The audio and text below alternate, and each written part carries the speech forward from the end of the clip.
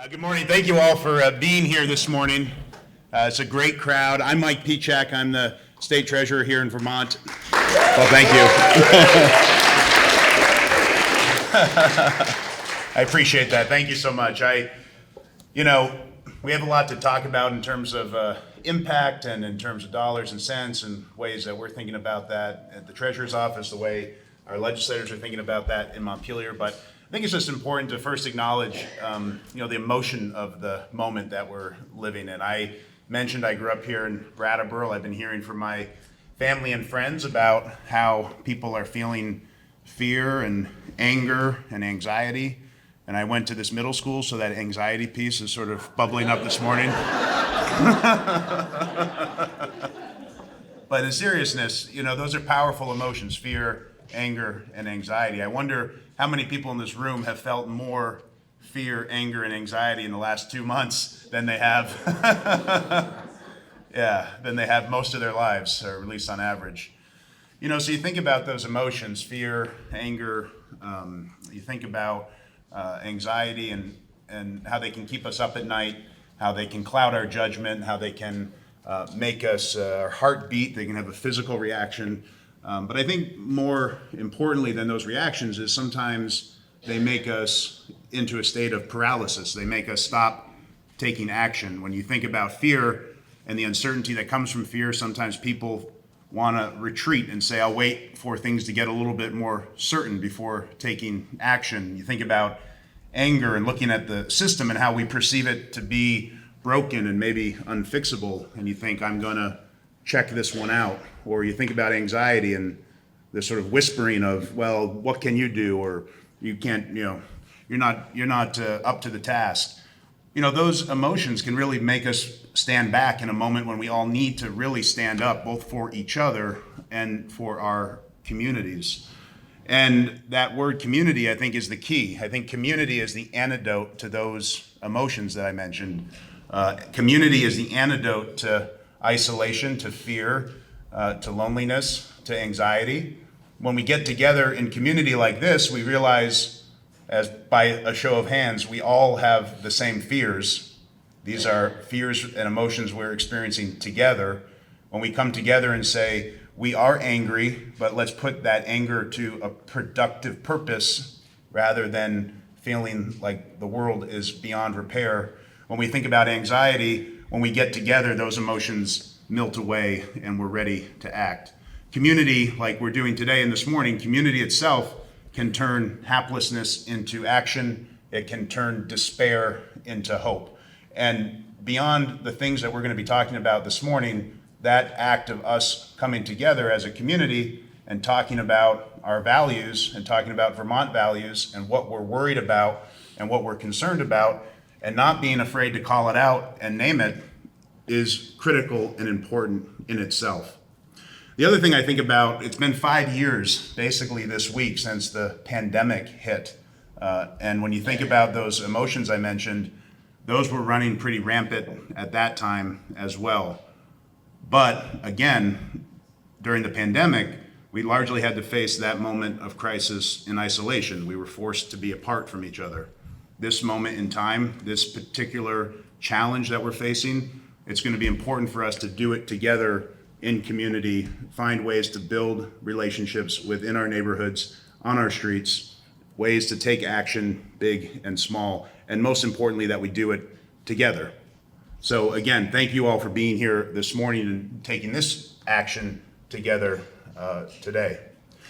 So I want to first do some acknowledgments and some thank yous. I want to thank John Potter, who's here, who's going to be moderating the discussion in a minute. I want to thank the Brattleboro Select Board members who are here. I know I saw a couple of them. I see Liz in the back. Thank you, Liz, for being here. I want to thank the Brattleboro Area Middle School for hosting us today as well.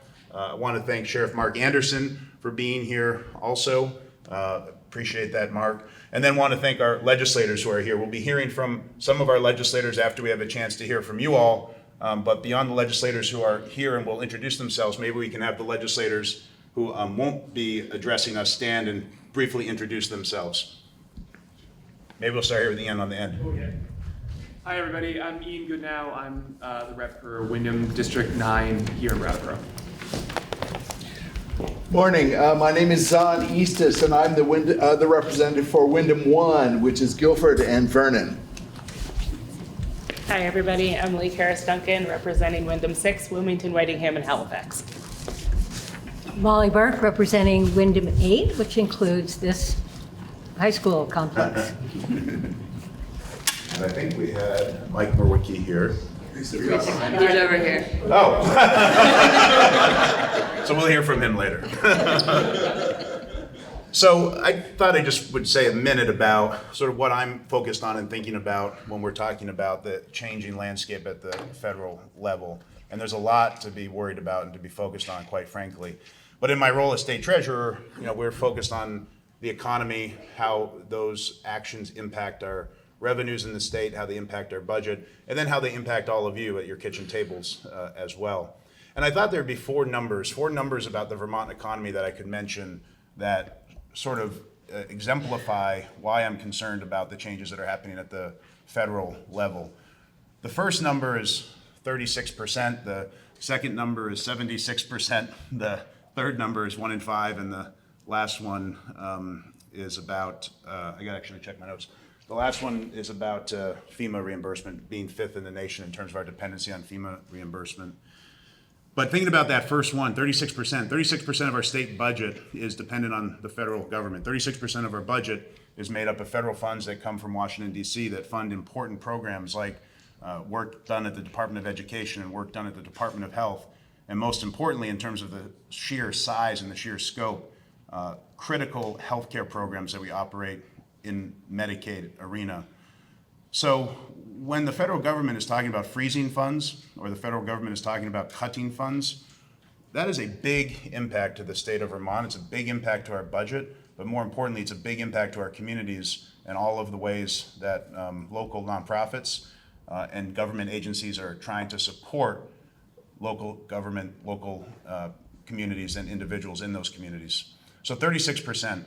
76% is the amount of imports that we receive from Canada. Canada is our largest trading partner by far. They are our biggest exporter and biggest importer in terms of Vermont goods. The tariffs that have been talked about, have been announced, have been pulled back, they've damaged that relationship from a business standpoint. They've damaged that relationship in terms of our trade with Canada. They've damaged that in terms of tourism, which is important to our economy as well. $150 million of economic activity happens from Canadians visiting Vermont every year. But beyond that economic impact, Canada has always been an ally of the United States and has always been a friend to Vermont, particularly when you live in northern Vermont. Our communities are intertwined. It's as if, in some ways, we have more kinship with Quebec than we do with New Hampshire, So we are feeling that, not just economically, but we're feeling that in our communities across Vermont. And that uncertainty that's been created by the tariff has produced anxiety in the business community. You're seeing it in the stock market. You're seeing it in consumer sentiment. You're seeing it when the University of Michigan puts out an estimate about the GDP growth in this quarter, and it looks like we're going to see a sharp decrease. All of those things add up to the result of uncertainty, and unfortunately, they have real-world impacts. That idea of 1 in 5, what I mean by that is 1 in 5 people in Vermont work for a nonprofit. That is a big part of our economy in Vermont. 1 in 5 people work for an organization that may be at risk of having its federal funding cut in some way or altogether. There was an analysis done of how many nonprofits are at risk of if their federal grants go away, they will then become insolvent. And across the country, there were a very, very high percentage of nonprofits that fall in that category, including here in Vermont. So nonprofits do great work in our communities, but they also do great work to our economy, contributing billions of dollars to the Vermont economy. So that's something of critical concern. The last thing I wanted to mention is this idea of number 5. And Vermont, we don't think of ourselves sometimes as having these big numbers in terms of natural disasters happening to the state. You think of Florida and Louisiana, other places that had these huge hurricanes. But Vermont, we're 5th per capita in the country in terms of FEMA reimbursement, FEMA support over the last 15 years. 5 per capita, and we're number 7 in the country, not on a per capita basis, but just number 7 in terms of the number of emergency declarations that have been declared due to natural disaster over the last 15 years. So we depend heavily on the federal government to be there when a natural disaster strikes. I mention this because it's one of the areas where the federal government, we rely heavily on the federal government, and the federal government has a lot of discretion about whether or not to help us. So obviously that is an area of concern for me that rises to the top. So what do we do about this, or how do we analyze it?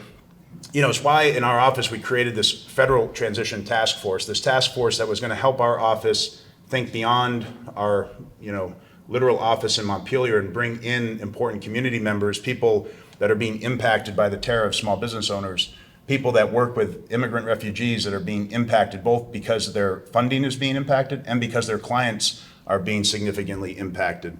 We asked folks that are in the healthcare community, folks that have really good experience with the federal government and federal funding and state government and state funding to be part of this task force to help us think through these impacts. When I was at the Department of Financial Regulation during the first Trump administration, we found that when we were proactive and we were coordinated, that we were able to get ahead of some of the worst outcomes, some of the worst impacts. And when we weren't coordinated and we weren't proactive, when things happened in this sort of fast-moving federal policy space, we were left on our back heels. So I think it's really important for us to be in that sort of proactive mindset throughout this entire period of great upheaval and transition. So what does the task force do? We've been thinking of ourselves in a couple of ways. One that is important to us is simply thinking about ourselves as a conduit for information. We've had a couple of different live in-person webinars focused on issues like what happens if you're an employer and ICE shows up at your place of employment. What are your rights and your responsibilities as an employer? 1,000 people showed up to that webinar to listen and to learn. Another couple of thousand watched the video that we placed on YouTube. Just this week, we had a webinar about doing business in uncertain times. We had a few hundred business owners show up to learn from a panel of experts about what should they be thinking about, how should they be handling this, from handling their employees to be thinking about their business, how do they get through this period of uncertainty. And then we're doing events like this where we want to hear directly from folks about what you're worried about and what you're concerned about. And we plan to take that information and summarize it and provide a report both to legislative leadership here in Vermont, to the governor's office, and to our congressional delegation as well. We're also thinking about advocacy. We've been advocating at the federal level and at the state level around some of these policies I mentioned and their impact on Vermont. And we're also thinking about our own policy ideas. For example, I mentioned the FEMA impact and how reliant we are on the federal government. So we have come up with this idea of creating a special natural disaster reserve fund for the state of Vermont that we can put money aside for in good times in the event that a natural disaster does strike our state again. And unfortunately, it's more likely a matter of when that will happen and not if it will happen. So we are trying to take a deliberate approach to all these things. We're trying to unearth as much as we can. We're trying to bring in experts across state government, outside of state government. And again, the most important thing, in my opinion, is hearing directly from folks in communities across Vermont. This is the first town hall we have done like this. We'll do another one this afternoon in South Burlington. Senator Welch will be joining us in South Burlington, as well as local legislators and local community leaders. So we'll be excited to hear from him about the week that was in Washington, D.C. But like I said, we're really mostly interested in hearing from you all this morning about your thoughts and concerns. So with that, I do want to turn it over to John Potter to sort of kick off the moderated portion of the discussion. And thank you, John, for doing this, and thank you for being here. Yeah, thank you.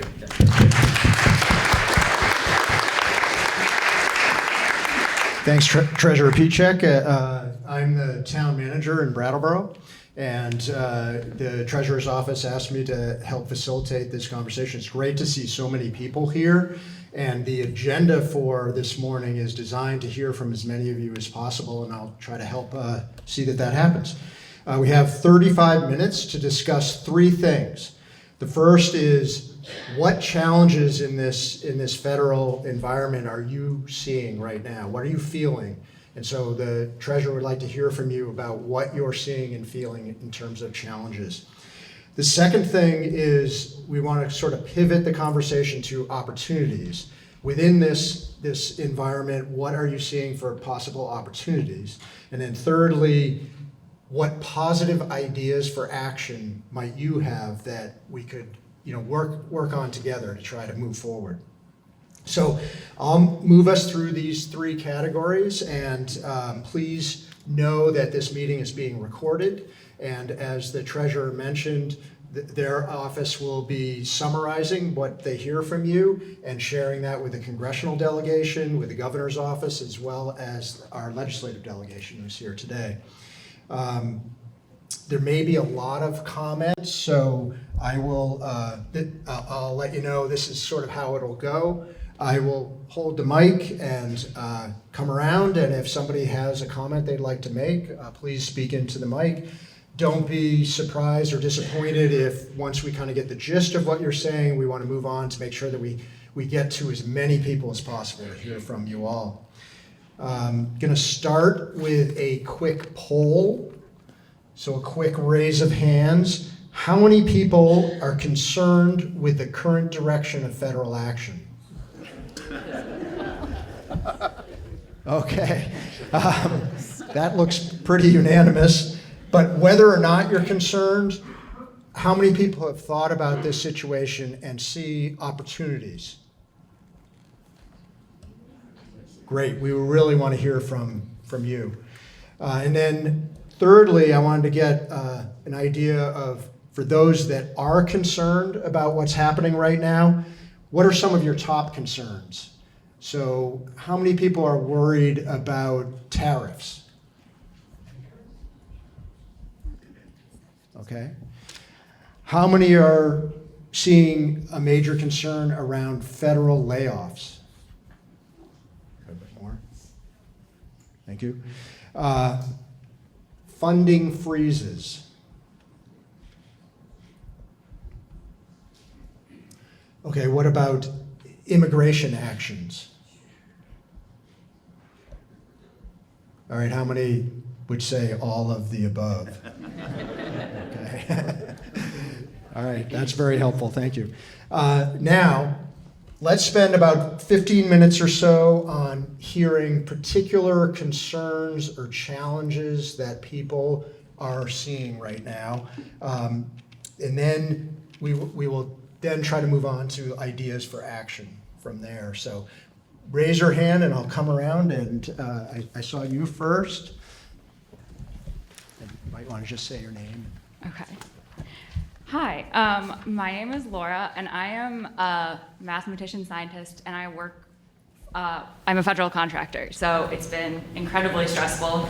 Every day brings new issues, and I work with NOAA scientists, and so seeing all of my colleagues get laid off, or suddenly we don't have resources for data. We work on climate modeling, understanding, the issues that Vermont goes through. So I don't really have a question, just, seeing all of my colleagues get laid off and incredible instability. Yesterday, we got a message saying that we have a funding freeze, no procurements, we have to close all of our openings. And so I feel very passionately about the science that we do, and that it's gonna be crucial for our country and getting through climate change. But if we lay off all of our scientists who we went through 6 years of a PhD earning not much money, and then we chose federal jobs, and in part for the good that we would be able to do, we're not doing this for the money. We're doing it because we care. And it's just a really terrifying time. I don't want to have to look for another job because I really feel passionately about what I'm doing. But that's what every single scientist who works for the federal government as a contractor or directly for the government is thinking right now. And it's just really scary. Thank you, Laura. Thank you. Can I say something to Laura? I think that, first, thank you for your service in public service. I think there's no greater calling than public service, so thank you. And that concern, both in terms of your job specifically and then just more broadly the federal workforce, like in Vermont, we've had some pretty serious flooding in the last couple of years, and NOAA and their great work has meant that we didn't have a lot of fatalities with those flooding. They were able to get ahead, warn people. We were able to warn people before that July 2023 flooding, days before, about how significant the impact was going to be, and particularly into certain communities in central Vermont. And then long term, like, we're not going to be able to figure out how to most effectively battle climate change without the exact kind of expertise that you're talking about. And then with the federal government, just more broadly in the workforce, you know, you used to think that the federal government was a stable place for employment, and that attracted people that were interested in making a difference, interested in making a difference over the long term, because a lot of times these differences and these changes don't happen quickly, and we need people with that mindset. So I worry a great deal about that, who follows this president and what that means in terms of them putting the pieces back together. So anyway, I just wanted to say thank you for your service. Great points. Hi, my name is Katie Wilson, and I work in the mental health space. I work for an organization that is a federal grantee. About 60% of our funding comes from that, and right now our grant has not been renewed.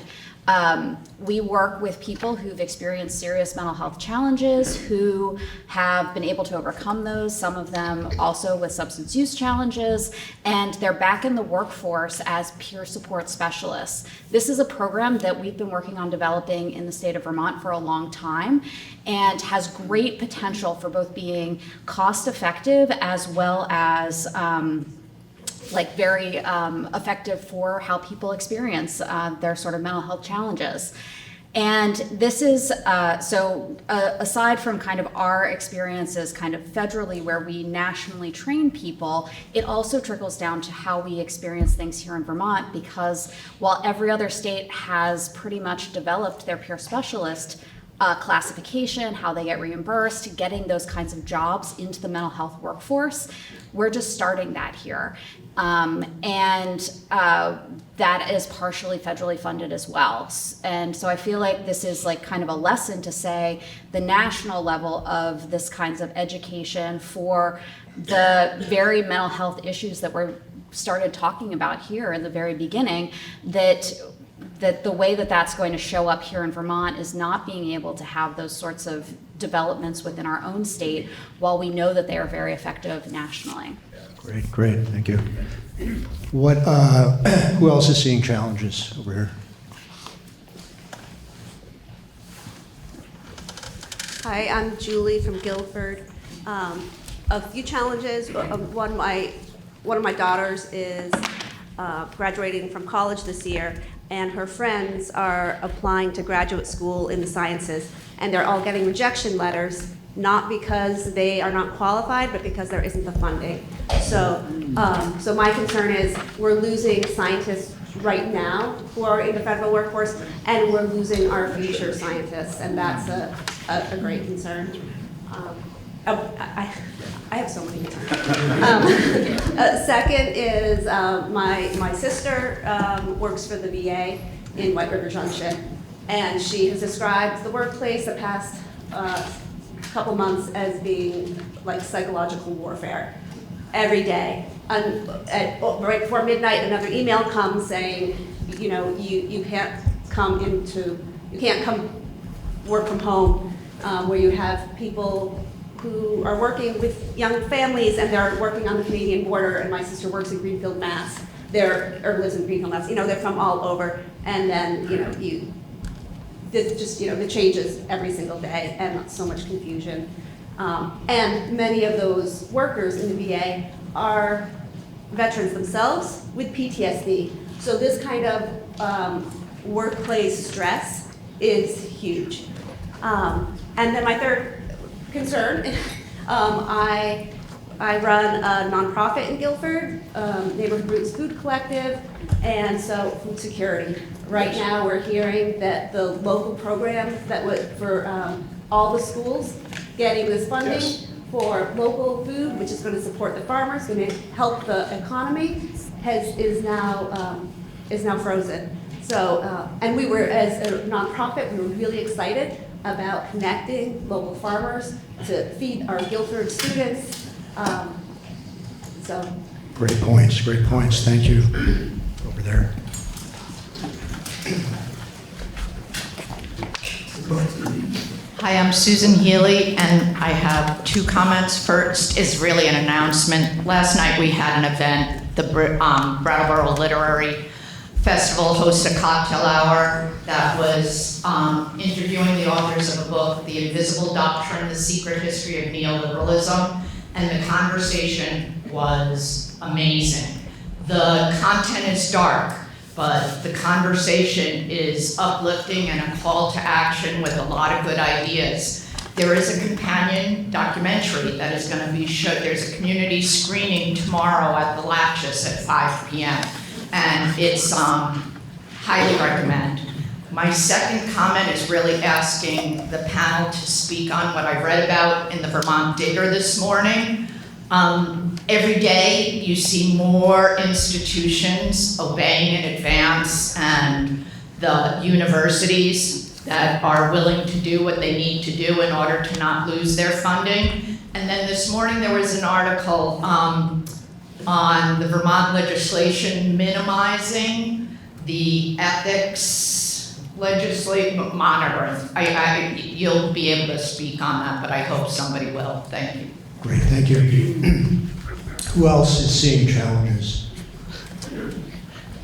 Hi, I'm CJ King, live in Jamaica, and I'm concerned about healthcare, both Medicare and Medicaid, both from the person, individual of sort of that age, and also because I work as a grant writer for Grace Cottage, and have some federal funding that we hope doesn't get clawed back, and that's grants. And then what's going to happen to Medicare and Medicaid if we decide that we're going to take care of the whole community equitably?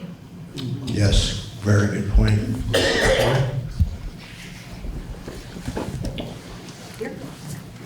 Me? Oh, you're gonna hold it. Okay.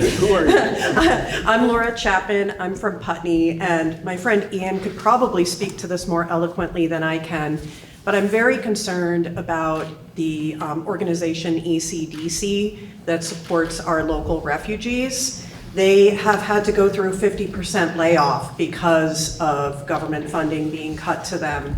And these are folks that, many of them came to us because we went into their nation and messed everything up. And now they have to come to us because they were supporting the US. They're in a new place without supports. They don't speak the language. They don't have the resources that we do. And now we're cutting off the only real resources that were helping them. Thanks, Laura. Over here. Thank you. Janice Baldwin, Putney. I share almost all of these same feelings that people are expressing, but I'd like to talk about another emotion that some of my peers are experiencing, and that's frustration. That's frustration with our elected representatives in Washington. Bernie's out there running around the country, having town halls, listening to people, energizing people. That's all we're hearing. You know, there was just this whole furor about signing the stopgap measure. We're not feeling any leadership at all from our Democratic leaders in Congress, and that is really scary for us, that they are just laying themselves down. If you read On Tyranny by, Richard Snyder or listen to any of these other people, this is one of the first steps, is just not doing anything. And that is really not just frustrating, but scary. On that point, if I can just, yes. I was in Washington, D.C. this past week, and I had a lot of meetings, and there were a lot of different reasons to be there, and there were a lot of high points, but the most important moment to me was getting a meeting with Senator Bernie Sanders, and at the beginning of the meeting saying thank you for what you're doing in terms of going around the country, because it does give me hope in this moment of dark that he is such a bright light.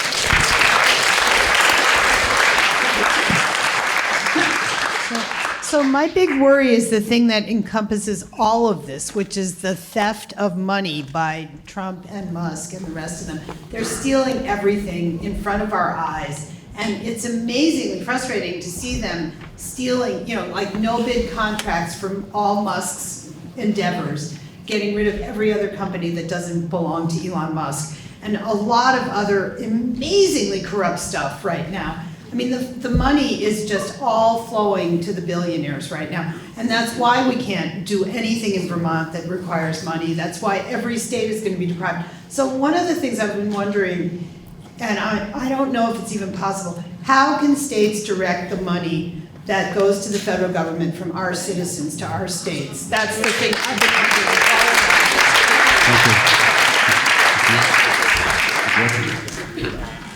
Hi, my name is Tara Sullivan. I work at the high school and I work with students with disabilities. And there's a state program named Higher Ability that we have a school liaison who connects our students with that state agency that supports them in training and employment and support after high school until I think the rest of their lives, if I'm not correct. And we just got an email this week from our school liaison saying their funding has been cut so severely, they've had to cut their summer camp program. And that's only their first thing that they've cut, their first decision, but there are more decisions coming about what else they're gonna cut. And it's tragic. Wow. That's a big concern. Huge concern. Right. So I'm David Eastman from Guilford. One of my concerns, and I share every concern that's been spoken, but one of my concerns that hasn't been spoken is the fear, I'll put it this way, the fear of Elon Musk's social media wedding with AI, wedding with tax records, wedding with the Justice Department, and if that, doesn't put a threat or a fear. I just read a novel about the Allende situation years ago in El Salvador, or Chile, and link that with what happened in Nazi Germany of neighbors turning in neighbors. And now Elon Musk can do that at AI speed to identify everybody in this room and link it to our tax records or the Justice Department or, the patriot groups. And that puts a huge fear in my mind. And I look to the state government and state representatives to help protect me and the privacy of my data and my private information from Elon Musk. Yeah, thank you. Very concerning. Oh, yeah, John, Emily wanted to. I Here, just Emily. wanted to say that I am on the Economic Development and Commerce Committee, and we are actively working on protecting you and your data. Thank you.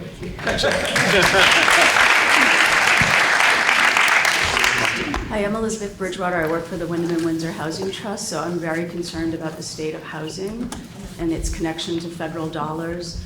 On our operating side, 38% of our budget is tied to either directly to federal money or indirectly through projects that we fund that are funded through federal dollars. So what that means is a senior who needs a new roof that gets that funded through the CDBG program, if that's cut, that program doesn't exist in Vermont anymore. And a lot of folks with deferred maintenance that have assets but not income that really benefit from that program are not going to see those benefits anymore. I'm concerned about the Section 8 program getting gutted and what that means for lower income Vermonters being able to pay their rent. I'm concerned about our ability to build more housing. We've got a pipeline that's in motion with funding that's already committed, and we're ready to break ground, and I'm worried about that getting clawed back.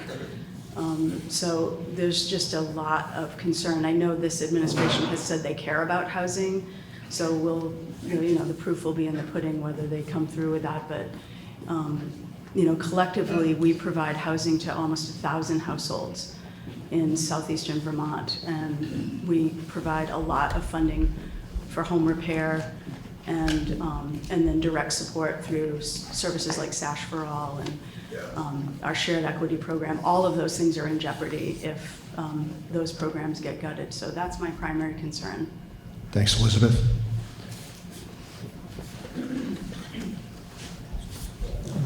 Good morning. My name is Liza. I work for the Area Agency on Aging and the Nutrition for Elders space. And our concern, of course, is that a lot of the funding that supports home-delivered meals in this community is potentially at risk. And it's causing us to, we've spent the last several years working very hard to expand services to the most vulnerable elders. And now we're worried about what the contingency plan is. And even that is a tremendous loss for this community, which is among the oldest in the country, this county.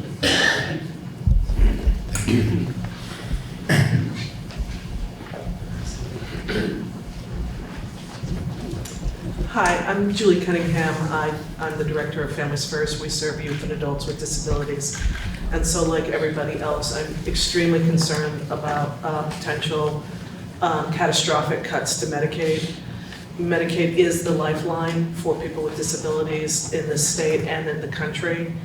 Vermont does not have a state-run institution. It does not have state-run group homes. All of our programs for people are in the community, funded through Medicaid. And on top of the extreme anxiety the people that I serve and their families are facing, since Elon Musk tweeted the R word, the use of that word has gone up 70% on the platform. And alongside that, I'm just extremely concerned about the rise of white supremacy, anti-Semitic speech that is becoming normative. Instead of something that we, I feel like societally, we'd come to a place where we were condemning that and that there was some policing of that. Now it feels like a free fall. So I'm extremely concerned for all vulnerable people with the rise of and acceptance of hate. Thank you. Hi, my name's Tammy McNamara. I live in East Somerston, and for the context of my concern, I'm a mom of 2 public school children right now, and I feel very fortunate in that our very local schools have reiterated a commitment to diversity, equity, and inclusion, as well as supporting those in the LGBTQ plus community in our schools. But I am deeply concerned about the threats to cuts in funding for our public schools that's coming from the federal government. I would love to trust Vermont not to comply in advance, but I would like to know what our backup plan is. Great. A couple more challenges, and then I think we'll move on. I go down over here. Something that we haven't heard yet. Thank you. David Mulholland from Westminster West. Concern that I have is about the lack of staffing of civil servants, who I tend to believe, since I know a fair number of them are really dedicated to doing the right thing. A couple of real-life examples, Mike and others, since Trump was in office. I started receiving threats from the IRS, and I say this knowing that the sheriff is standing over there, demanding that I pay $33,000. I made inquiries, I got letters back saying, we're working on it, so I figured I'd better lawyer up. They wouldn't tell me what the problem was, but they told the lawyer. So Mike, I think you'll enjoy this. They say that back in 2021, Social Security retirement paid me $578,000, which is absolutely impossible. Didn't we hear about that in the State of the Union? But there's nobody available to fix it. So Yeah, right. They're there to send you the threats. So I don't know whether to start packing for Gitmo or what. But I'm also a representative payee for an adult who's autistic here. And here's another real life problem started receiving in the last couple of months, thanks to what's going on in DC. I just received another letter demanding that I pay within 30 days the value of all the services that this person has received. What? That was from whom? That was from Social Security. Wow.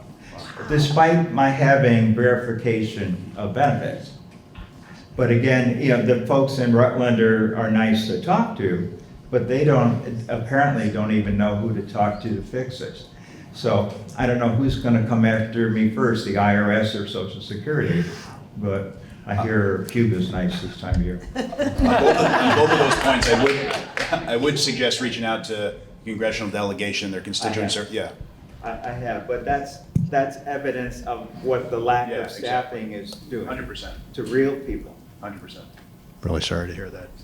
Hi, my name's Kim Nace, and a couple things that haven't been mentioned yet. One is that I'm just very devastated by our change in our international relationships and NATO, and especially Ukraine. I feel locally it would, I want to be involved in any ways that we can support those relationships, because it's pretty devastating. Another thing that hasn't been really mentioned yet is about violence. And, we talked about, like Julie was saying, all this new hate, but I have to be really honest, there's a part of me that just feels like we're going through something.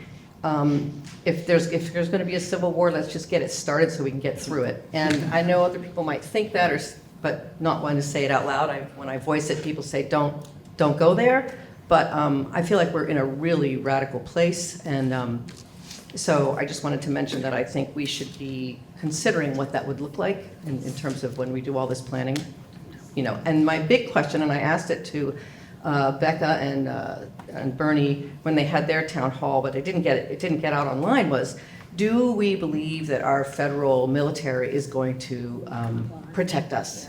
Are they going to protect us, or are they going to comply? And so are we at danger of that kind of violence? Yeah, very big concern. I'm going to take one more over here, and then let's start to hear about thoughts on opportunities. You want to, I'm sorry. Chris Cavity, Executive Director, Wyndham Regional Commission. We had a gathering of select boards in Newfane on Wednesday, and of course the topics came up, but I think one of the challenges is for the towns to even understand how to start talking about what this means for them. Because right now you don't really know, right? We're less than 100 days into this. But really starting to think about greater self-reliance, just especially when it comes to disaster response, recovery, mitigation, other things, needing to set aside money, thinking about public finance, lines of credit, just all the stuff they need to be more resilient. And then I guess this is more of a personal level concern.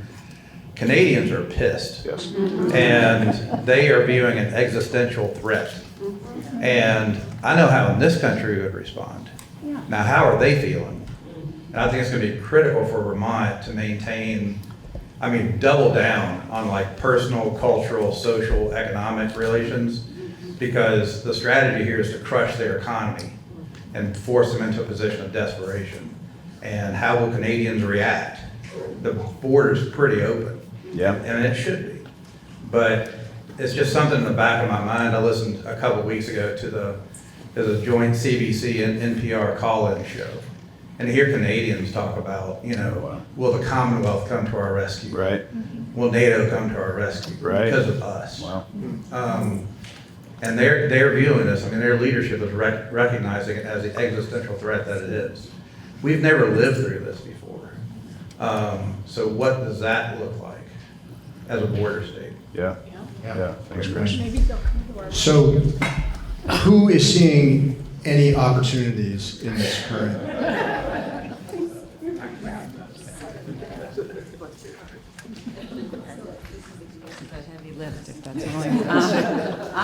My name is Courtney. I came down from Hartford this morning, and so I see two for sure. One is this us being here, the Burlington meeting. When I got that email, I just thought, oh my gosh, my state is going to do something. This is positive. It's, as you said, coordinated, proactive. We're barely started. We're here. I think that's huge for us, and I also think we could be leaders. We could show bigger, more complicated states how it's done. We're a small state. We can do it. Second opportunity that I heard, and this, I haven't had time to think, I was in fundraising and development, grants, foundations, universities for a long time, and I've researched it, but I'm guessing there are opportunities to replace federal funds with private foundations and endowments and that. And so I think maybe there's a committee or task force that can start looking into that. Okay, that's a great suggestion. Hi, my name is George Antes. I appreciate what Treasurer Pieciak was mentioning about the need to build reserve funds for disasters. But Vermont is a tiny little state with a tiny little economy, and I think what we should be strongly looking at is getting every state from Delaware to Maine to engage in interstate compacts to replace the ways in which somebody like FEMA or other organizations within the federal government and other funding sources within the federal government have in the past been able to be relied on to protect us, that we need to join together with other states to do that, especially in light of the transformation of the federal government into a personalist regime where you go to Elon Musk or you go to the president, and if they say you're good, they'll protect you, and if they don't like you, they won't protect you. Yes, very good point. Other opportunities or ideas for action that we could be taking?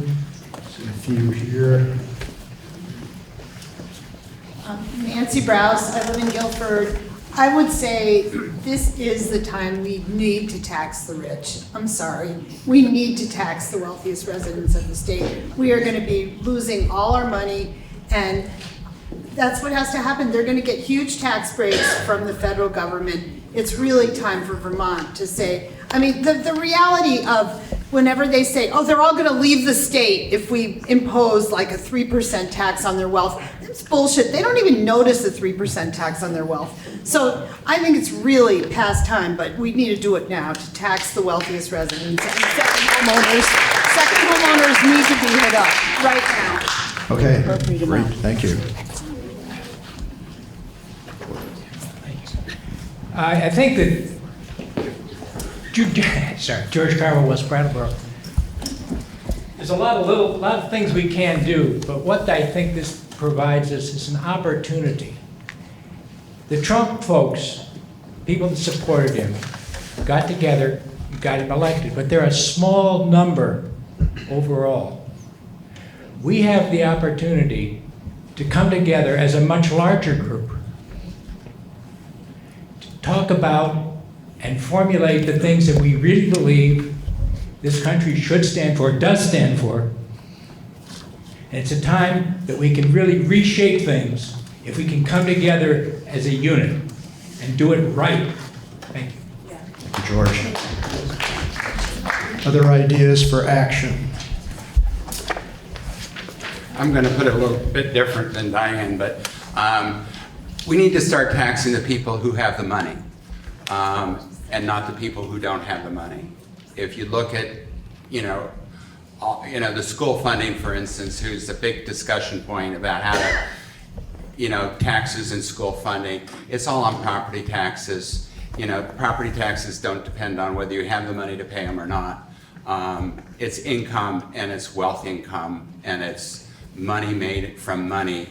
And it's not just, if that ends up on the wealthy, well, that's because they're the ones that have them, have the money and have not been paying their fair share. And it's not about penalizing them, it's about making them pay their own share. Okay, thank you. Charlotte Gifford of Westminster.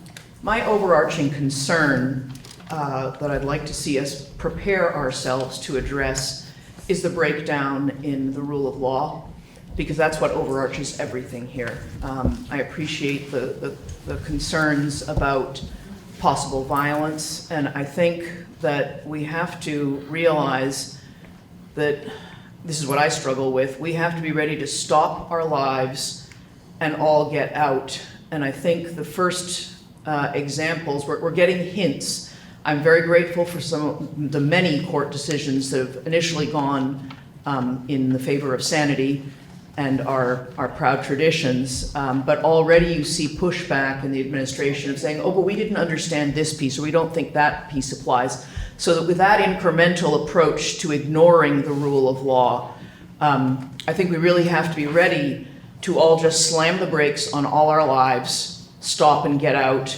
and put our bodies on the line to say, we demand the rule of law. We demand that justice be implemented, because if we can't have that, then we can't roll back any of the distressing testimonies that we've heard today, right? And I do realize I'm not that naive. It all depends on the Supreme Court ultimately.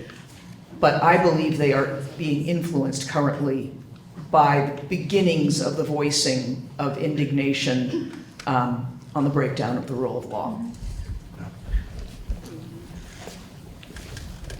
Other ideas for action? Oh, I know this. Thank you, John. Betty Fry from Guilford, Vermont.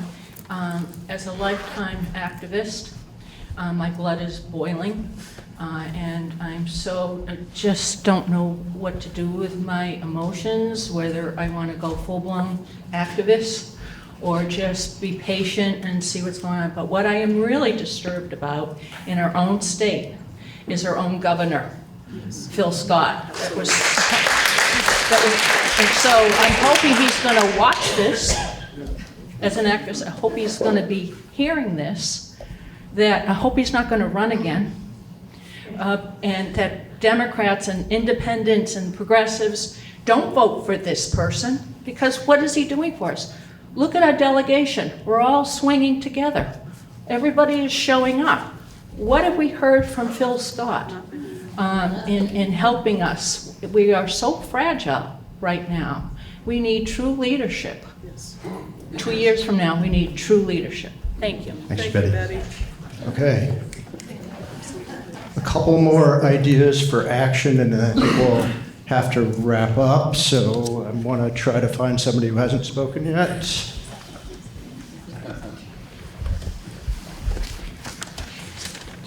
Hi, Bill Conley from Dummerston. I think many of us who have come to this room today have probably started examining our economic power, our purchases, and it's a tough one because we're so embedded in this economy that has been created over the last 50 years, especially with the advent of social media, the internet, and how, I'll put myself in that same category. I buy from places like Amazon, but we really need to re-examine our purchases, who we buy from, how they're supporting this insanity everywhere, and to turn our economic buying power to Vermont local businesses as much as we can. So I know people already do that. I'm advocating for some increment of more of that. So full local. Hi, I'm Molly Stoner from Dummerston. I think that a lot of what we've talked about is inside the system thinking, and that's wonderful, and all of it are things we should do. And I also think that I'm not surprised to think, like Kim Nace, we're at a point where we also need to bust the system and be outside of it. So I've started to think in my head of what can I do inside the system, what can I do outside the system? And one of the things that comes to mind for me is that we're not at all dealing with people with whom reason is going to work. And so what are the strategies we use elsewhere in our lives when reason doesn't work? And I'm thinking about the mental health professionals who work with malignant narcissists, and what can they help us learn about how you approach people who approach the world in that way. And so I'm wondering about what I believe still, as an optimist, are many, many Republicans who feel trapped within fear and within grade school dynamics or high school dynamics. They feel fearful about speaking their opposition to this massive bully situation we have going on. And I want to find the professionals who can help us help them learn the strategies to stand up and speak up because we need them really badly. Wow, what a good idea. I'm going to look to the treasurer, and there are still some more ideas here, but I know we want to move along to other parts of. I think we can keep hearing from folks. Keep hearing from folks? I'll cut my time down at the end. Excellent, great. So who have we not heard from that has an idea for action?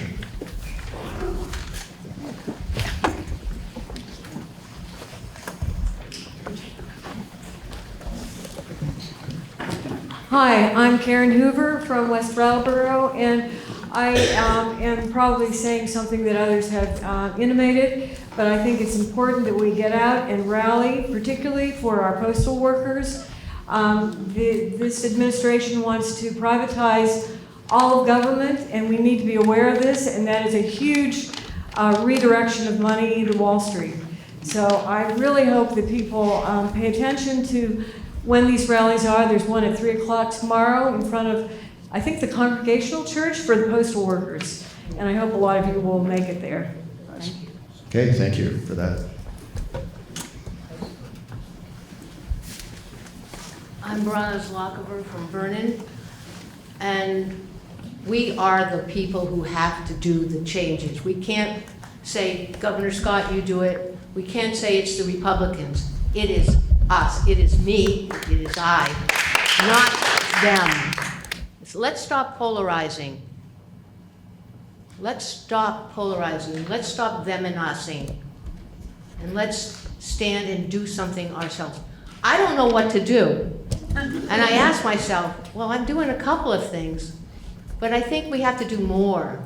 And I don't know what it is, but we are here today. Maybe, you know, this is our community, and there are people who are not here or our community also. Thank you. Thank you very much.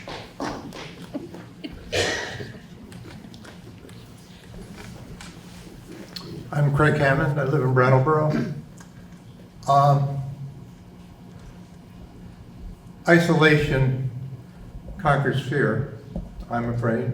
And I think just to be here today is an action. I've been thinking a lot about what is action in this time, in these times. Just to meet with other people and talk about this is an action. Our group, I used to live in Marlboro. I'm part of a group there called Resist Tyranny, 05344, and we now have a website, and we list all the opportunities daily that people can take advantage of for action, with our feet, with our mouths, with our hands, so on. We look at that every day, and we add articles, and we read on tyranny, and we read one lesson every week, and we talk about it. And many of those lessons are implicit in what we're talking about today. Thank you. Yeah, thanks, Greg. Great, thank you. I'm sorry. I'm Jane Winterling from Brattleboro, and I can't believe I'm saying this because it's so revolutionary. And it scares the bejesus out of me. But you know, if we come together as a collective and stop paying our federal taxes, if we say we don't like what you're doing with our money.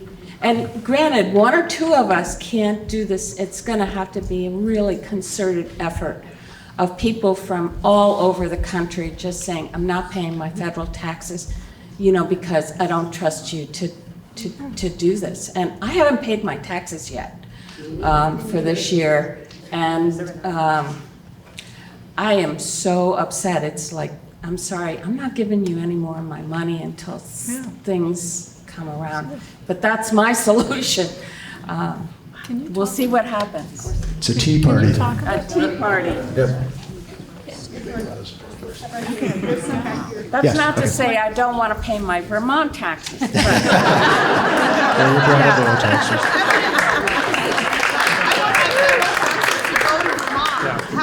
How do we get our federal taxes to go to Vermont?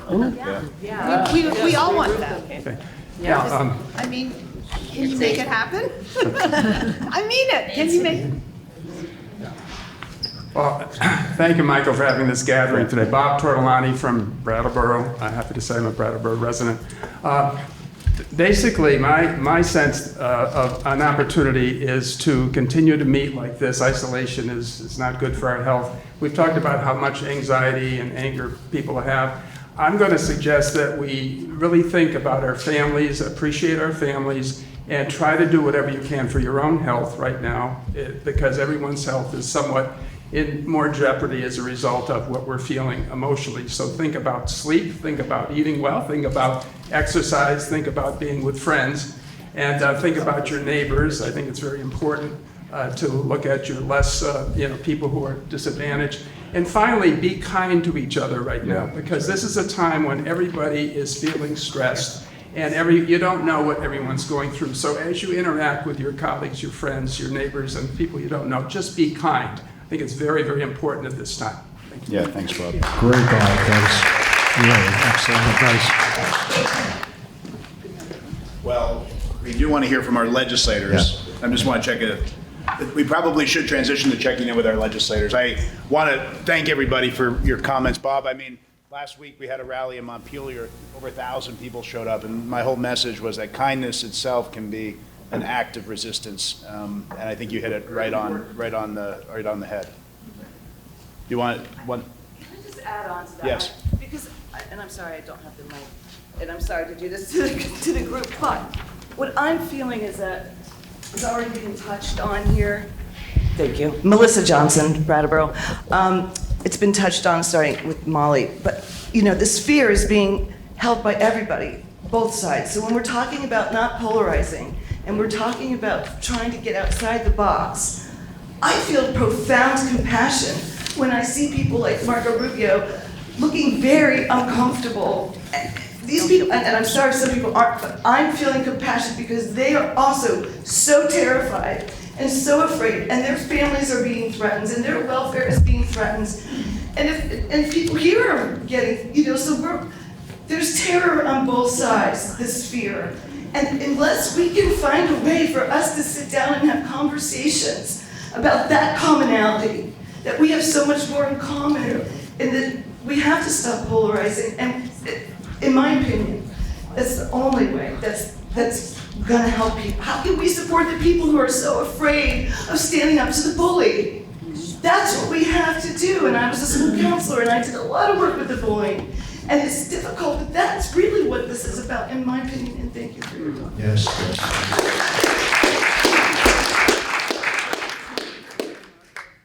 Well, I want to thank everybody for speaking today. I mean, it really was powerful.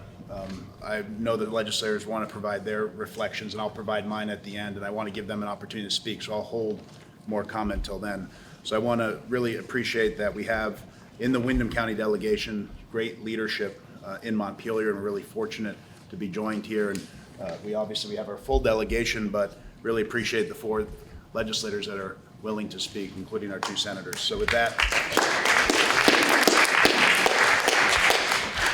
All right, good morning, everybody. My name is Nader Hashim. I am one of the 2 senators for Windham County.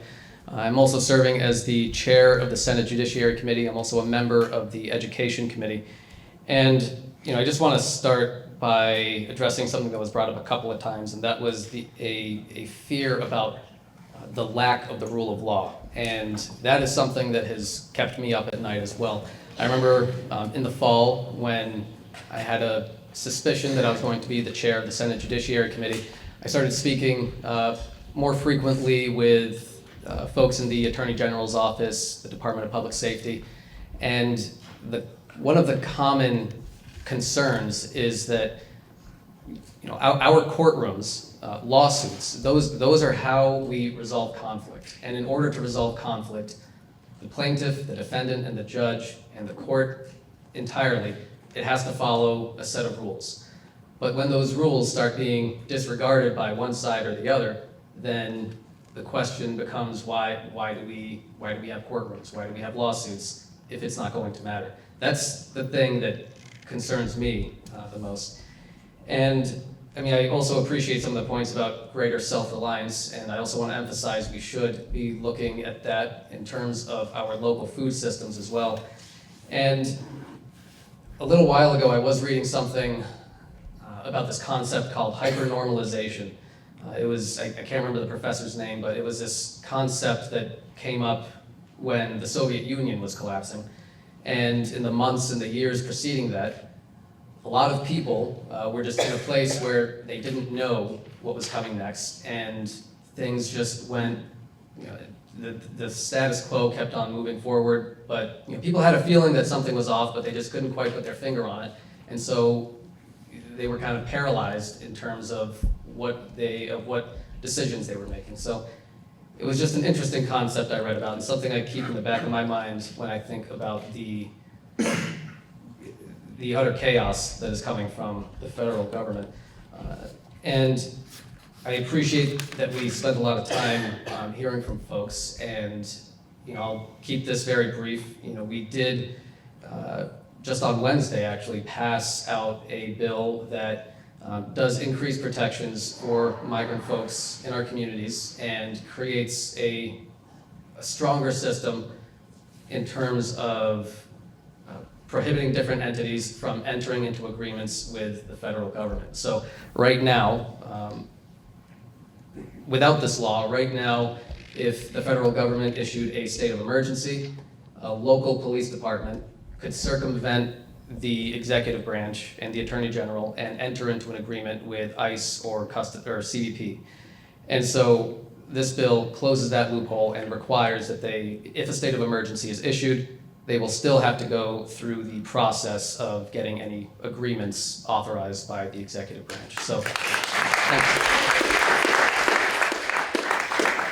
And regarding information sharing, thankfully our state has taken a lot of steps preemptively to protect folks. You know, we did pass our SHIELD laws last session, and that involves protecting information related to reproductive health care and gender affirming care for folks who may come from another state to Vermont to access that type of health care. So it protects their information, their data. It also protects the provider's data and information. And that's something that we have on the books right now. So, well, I said I didn't want to take too much time, so I'm just going to stop there and pass it to my colleagues. Thank you. Hi, everyone. I'm Emily Kornheiser. I'm one of the 3 representatives from Brattleboro, and I'm the chair of the House Ways and Means Committee. I want to appreciate what my colleague Nader said about, I think, some of what resistance and protection looks like regarding the rule of law, regarding privacy protections, regarding access to reproductive care. You're not going to see headlines about, because we did do that work over the last 6 years here in Vermont. And so we do have a lot of protections in place. And it was very moving to hear from all of you and to hear my fears from 2 o'clock in the morning, from 6 o'clock in the morning, from 5 o'clock p.m. echoed by all of you. And I'm glad to be in community with all of you today. Because that's what's going to get us through. Most of what I want to share with you today is, as chair of the Joint Fiscal Committee, I'm chair of the House Ways and Means Committee. We raise revenue for the state. And we have an overarching committee called the Joint Fiscal Committee that makes fiscal decisions on behalf of the legislature when we're not in session. And this year, this biennium, I'm chair of that committee, and I want to tell you a little bit about what we're doing in that context. Because, and I'm actually going to warn you, I want to be here and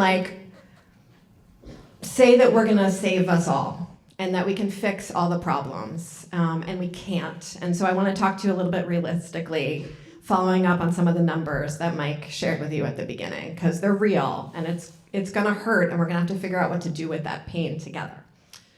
So we have a Republican governor that was mentioned. That's real. That affects everything we do, right? That's the person in charge of the administration. And I think in some ways in this context that might be helpful, that might make us less of a target. But it makes it much harder for us to behave in a coordinated way as a state on some of these issues. And so a lot of what we are doing with the Joint Fiscal Committee is ensuring that the legislature is able to act proactively and reactively as federal changes come down the line. So Vermont has a long history of resistance. We have a long history of secession and loving the idea of secession, and I definitely feels very romantic in my body. And it's a terrible fiscal decision. And so if folks want, as Mike said, so folks, Brattleboro actually has a very active tax resistors league related to the Quaker community, and if folks want to engage with that, there's a lot of people who know a lot about that. I'm not that person, but please be in touch with them.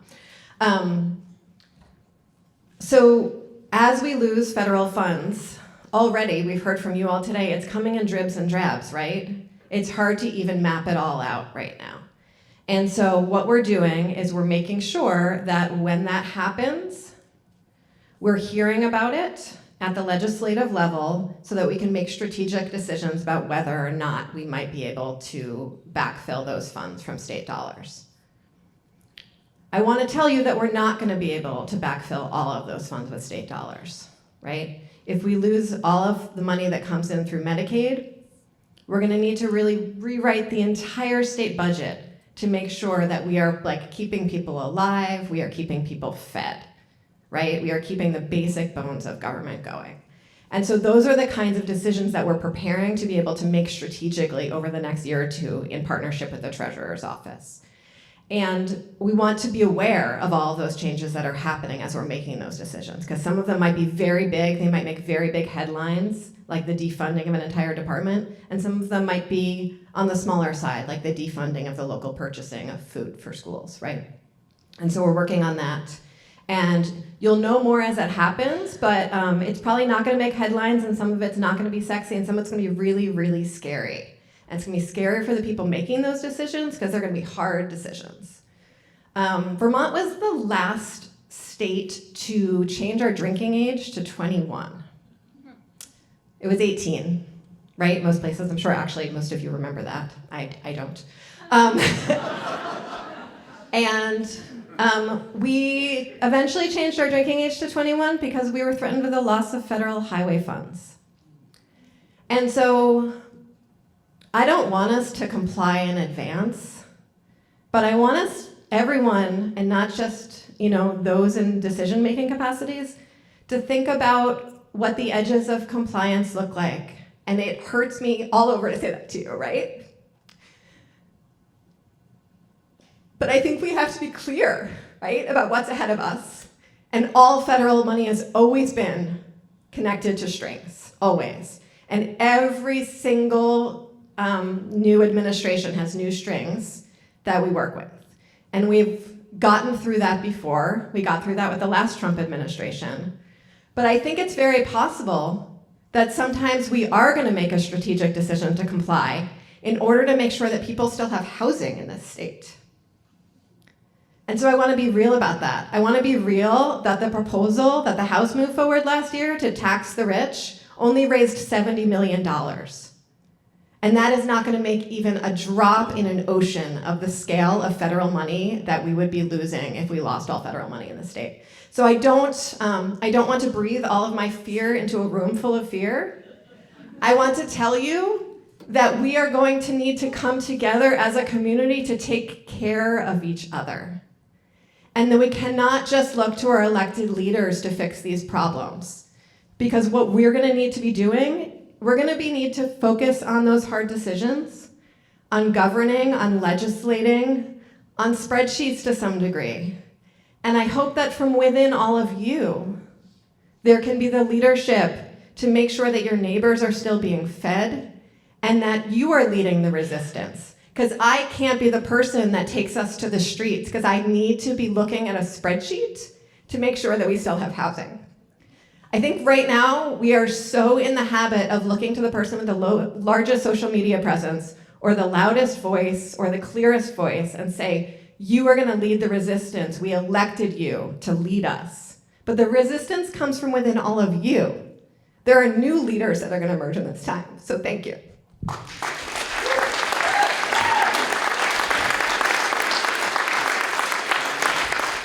Thank you so much, Emily. Thank you so much for your work. I'm Wendy Harrison. I'm one of the two state senators. I live in Brattleboro. I really appreciate how the treasurer started us a conversation about emotions. I think that's really important that we keep that in focus. I think we need to stay calm, stay engaged, be alert, be creative. Definitely don't buy online. It's not that hard. It really isn't. Brattleboro has almost everything. The only thing I can't buy here is sheets, actually. They have them experience goods. Okay, experience goods, and you can go to Keene. Keene still counts, I think. But especially what Dr. Tortolani said about talking to each other, getting outside. We need all of our faculties at this point, and we can't rely on other folks. And Vermont has a long tradition of being self-sufficient, and I think we can obviously use that right now. I want to tell you a little bit about what we've been doing, what I've been doing in the state Senate. I'm chair of the Institutions Committee, and now it's the IT and Institutions Committee. And we just passed out a bill for kids code, so it's to protect our children from all the harms that are happening to them from social media. So it will be a very effective bill once it goes through the House, but I'm proud of that. We're also doing data privacy for everyone, and that's so essential now. And one way to protect yourself is just leave this at home, because this is how they track you, and it's true. We've been tracked for years. That data is easily available for sale on the internet. That's how predators find their former spouses. They find children that way. So be really alert about how you use your phone, but just understand that it takes legislation. This isn't something that individuals can completely do on their own. That is something we must do collectively, and we are. But there are ways that you can protect yourself. I was at a rally a couple weeks ago, and there was someone who I knew. I didn't recognize her at first because she was all covered up. It was winter. But she was really tense about being recognized and about being photographed. So that fear is real, and that's something I think we need to just overcome. But you overcome it in community. One other thing that we did just this past week was a resolution supporting trans and non-gender Vermonters, because they're getting a lot of the vitriol from the president, and that was unanimous. That was a bipartisan resolution. So going forward, it's been really good to hear all of the comments and suggestions. And I think what we need to do is have some sort of mechanism. I think we ought to use existing entities like Wyndham Regional, the town, BDCC, and just more intentionally get together in person and talk about our fears, but also talk about what we can do, because there are things about the federal government that aren't that helpful. The strings that you talk about. Let's be really intentional about, especially in housing, there's a lot of strings in housing, about how we might be able to find better ways to do things. Obviously, getting the funding is the challenge, but we have a really good treasurer. And I don't mean to minimize that's going to be hard. But let's really examine these systems this is an opportunity to examine the systems, because we could maybe build some of them back better. So let's be alert to that. In housing, a couple of towns around us are actually taking things into their own hands. They started doing that in Newfane, and another town in our area. They're actually establishing funding to develop housing. Zoning doesn't cost money to change your zoning. Zoning is increasing housing and development. And there are folks with money, and there are institutions with money that now's a good time to step up. the other, just speaking of money and transportation, I'm on the transportation committee this time in the Senate, and it's obviously very interesting and targeted what kind of transportation funding was stopped, and the transportation funding that was stopped was funding for things that address climate change. So we had a really good program going to put in EV charging stations, kind of the way Teslas are, but not Teslas, public stations. But they would be at different areas in the on the interstate, and we had contracts. State had contracts, really good contracts, already in place. That funding was stopped. We were able to put in one station. But as far as we know, all of the funding for the roads, for the bridges, which is a considerable amount, that funding is still expected to be received by the state. So a lot of these things are very strategic, very targeted. So the state might be able to be flexible on the funding that we are going to get. But we need to stay calm. We need to stay in conversation.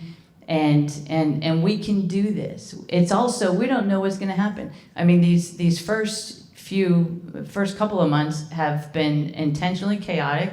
The courts are starting to show leadership and to minimize. But we just need to be ready for change and ready to realize what we can do for each other together. And that's how we're going to get through this. Thank you.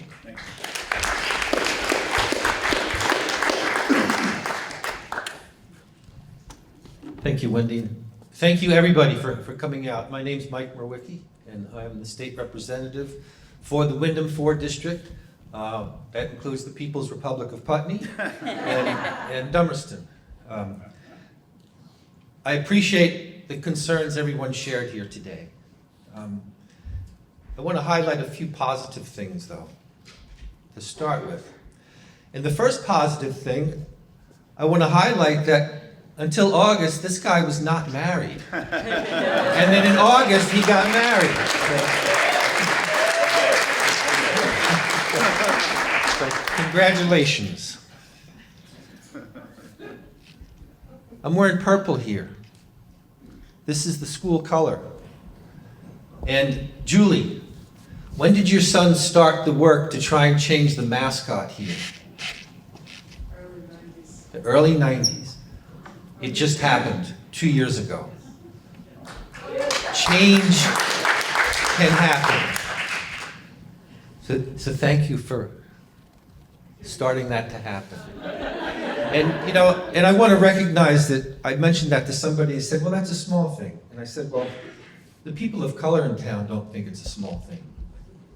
And I hope we can remember that, because this is a predominantly white audience. This is a predominantly white state. And I hope we can keep remembering the communities that have been marginalized depend on us to stand up for them.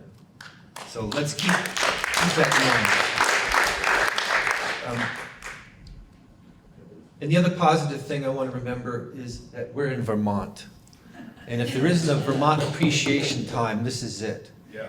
And I'm glad we're here. I'm glad we're in community. Because I think that is, and I feel that's how we're going to get through all this. We heard a number of things that were shared today, and most of them were about the federal landscape. And I know it's hard not to see that shadow.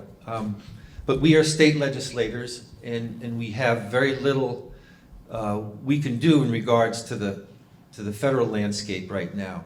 But what we can do is focus on what we're doing in Vermont.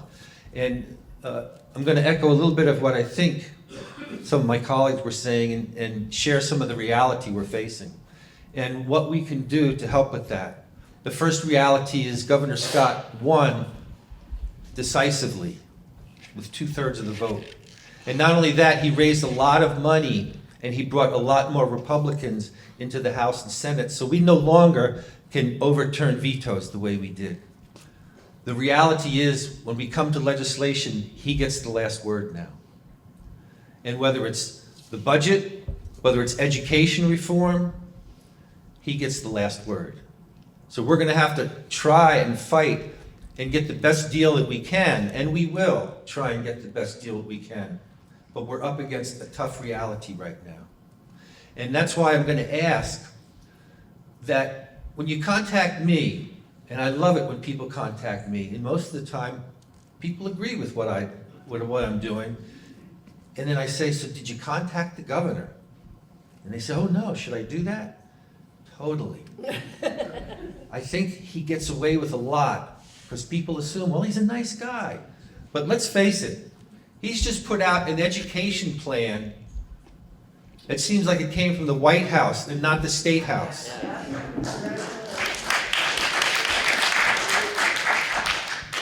He's put out a climate plan that seems like it came from the White House and not the State House. He wants to stop our actions on climate. And I don't think we should let him get away with it. Vermont can be a leader in this way. Now, the reality nationwide is we're living in a country where the economy can be described as one of have-nots and have-yachts. There's huge disparity. And we try and address that in Vermont. We have one of the most progressive taxation systems in the country. And we will continue to do that and be progressive about what we're doing. The reality is we get a lot more money from Washington than we put back.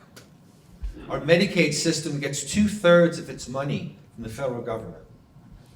And that's not just health care. Right here in the schools, there's a lot of programs where there are matches. We put in 10%, the federal government gives 90%. Julie, you know the Medicaid programs that help the clients you work with. Those are things we have to continue. There's not enough money in Vermont to cover the realities of the funds we get from the federal government. So keep in touch with us. Keep in touch with the governor. He's got to know how people are feeling, and keep in touch with, let the White House know, let the people that represent us in Washington know. They can count. And if they keep hearing from more and more people, I think we can change things. And that's the other hope I have. The last thing I want to leave you with, there's a couple of quotes that have helped me get by. One is from Dr. King. The arc of history is long and slow, but it bends towards justice. I want to remember that. And Greta Thunberg has a quote. She says, hope does not live in words. Hope lives in actions. So I suggest whatever you do, keep moving and keep acting, because that's what's going to get us through that too. So thanks. Yeah, that's right.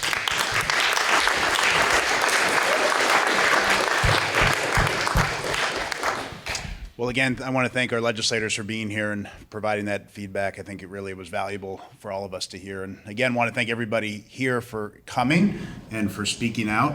You know, there are a couple of reflections that I have. I just want to mention two things. One is, you know, I mentioned I grew up here, and I love the Brattleboro community. I love Brattleboro, and I love Brattleboro because of its people. And just everyone that spoke today and talked about what you're working on, where you're coming from. You're serving the community. You're being leaders in our community already. And there are so many people like that in Brattleboro. We come together.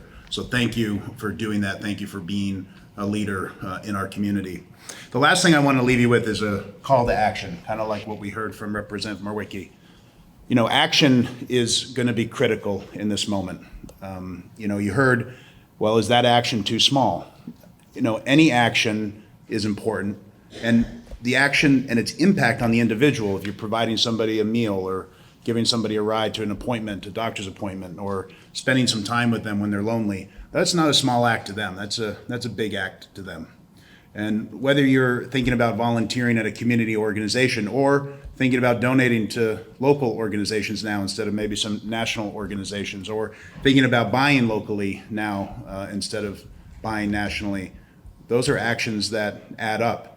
And when all of us take those small actions, they add up to significant progress forward. So please, my appeal to you today is think about how you can take action, whether it's today, whether it's this weekend, whether it's this week. You've already taken the action of showing up here and being with us, and I think that's really, really powerful and significant. But think about how you can now go out into the world and take an action to help improve the situation of your community and your neighbors. So thank you for being here today. Look forward to talking with everybody afterward. Thank you.